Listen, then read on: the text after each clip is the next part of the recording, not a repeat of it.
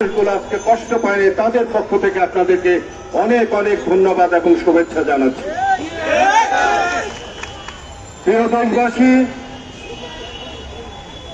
এই দ্বিতীয়বার আমাদের বৈষম্য বিরোধী আন্দোলনের মাধ্যমে আমাদের শহীদদের রক্তের বিনিময়ে যে আবার একটি নতুন স্বাধীনতা আমরা অর্জন করেছি, সেইখানে আমাদের সকলের আশা আকাঙ্ক্ষা যেটি ছিল যে রাষ্ট্রের মধ্যে আর কোনো বৈষম্য থাকবে না, কিন্তু এখনো এই 35-এর জন্য 30 থেকে 35-এর জন্য আমার এই সন্তানরা কষ্ট পাবে।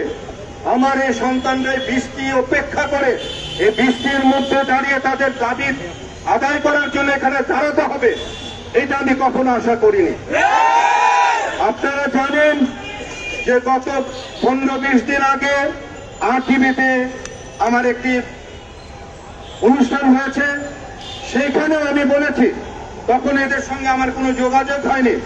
আমি এদের দাবি সম্পর্কে আমি জানতে পেরেছি, তাদের দাবি দাবাগুলো কি এবং পৃথিবীর অন্যান্য দেশে কোন বয়স পর্যন্ত চাকরিতে যোগ্যতা অর্জন হয় সেই সমস্ত জেনে আমি সেদিন টেলিভিশনে বলেছিলাম যে আমার এই সন্তানরা কষ্ট করে লেখাপড়া করার পর আবার কষ্ট নিয়ে কেন পৃথিবীতে বেঁচে থাকবে। তার যদি যোগ্যতা থাকে, তার বয়স যদি 1 বছরও বাকি থাকে চাকরির, তাহলে শেষ পরীক্ষার মধ্যে সে অংশগ্রহণ করবে। কারণ আমি মনে করি যে একটি ছাত্র তার যোগ্যতা দিয়ে তার চাকরি অর্জন করবে, এবং তারা আজকে আপনারা দেখেছেন তারা কিন্তু এই কথাটি এখানে বলেছে, তারা কারো কাছে চাকরি চায় না, কারো কাছে কোনো টাকা চায় না, কারো কাছে কোনো সহানুভূতি চায় না, তারা চায় তাদের অধিকার। তো যে অধিকার, ওটা বৈষম্যের অধিকারের মাধ্যমে আজকের এই দেশের এই পরিবর্তন, সেই জায়গায় এখনো কেন এই বৈষম্য দিয়ে আছে, তাদের এই যৌক্তিক দাবি কেন এখনো পর্যন্ত পূরণ হচ্ছে না।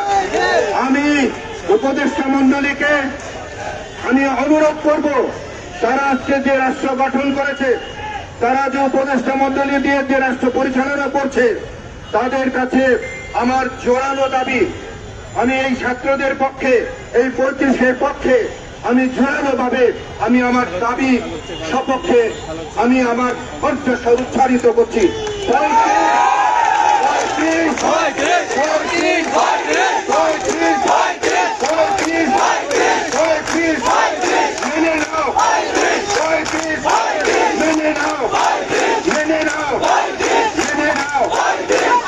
আমি আশা করব আপনারা বৈষম্যের মাধ্যমে এই দেশটিকে আজকে এই জায়গায় নিয়ে এসেছেন।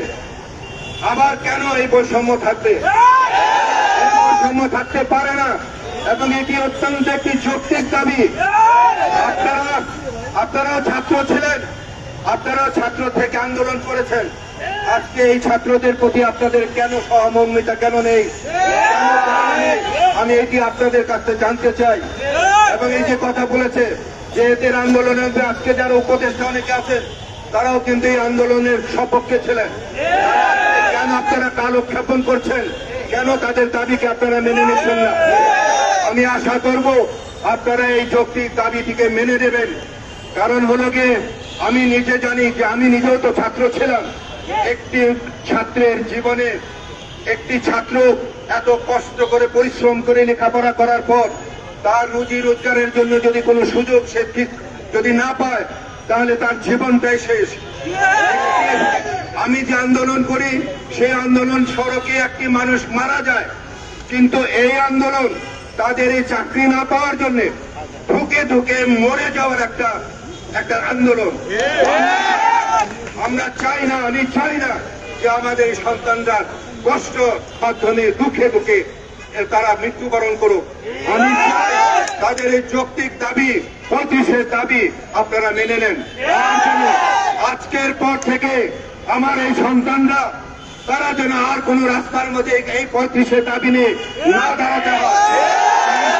উপদেষ্টাদের কাছে, আজকে যারা রাষ্ট্র পরিচালনা করছেন তাদের কাছে আমি আমার কণ্ঠস্বর উচ্চারিত করে বলছি, 35-কে মেনে নেন।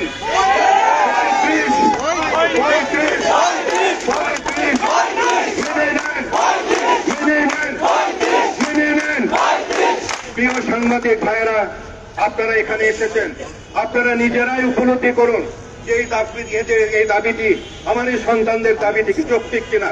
যদি আপনারা এই দাবিটিকে যৌক্তিক মনে করে থাকেন তাহলে আপনাদের এই সাংবাদিকতার মাধ্যমে সারা দেশবাসীকে জানিয়ে দেন এবং উপদেষ্টাদেরকে জানিয়ে দেন, যারা রাষ্ট্র পরিচালনা করছেন তাদেরকে জানিয়ে দেন যে তারা যেন আজকের দিনের পরে যেন আর এইভাবে এই মেঘ বৃষ্টিতে ভিজে এই দাবির জন্য যেন রাস্তা না দাঁড়াতে হয়।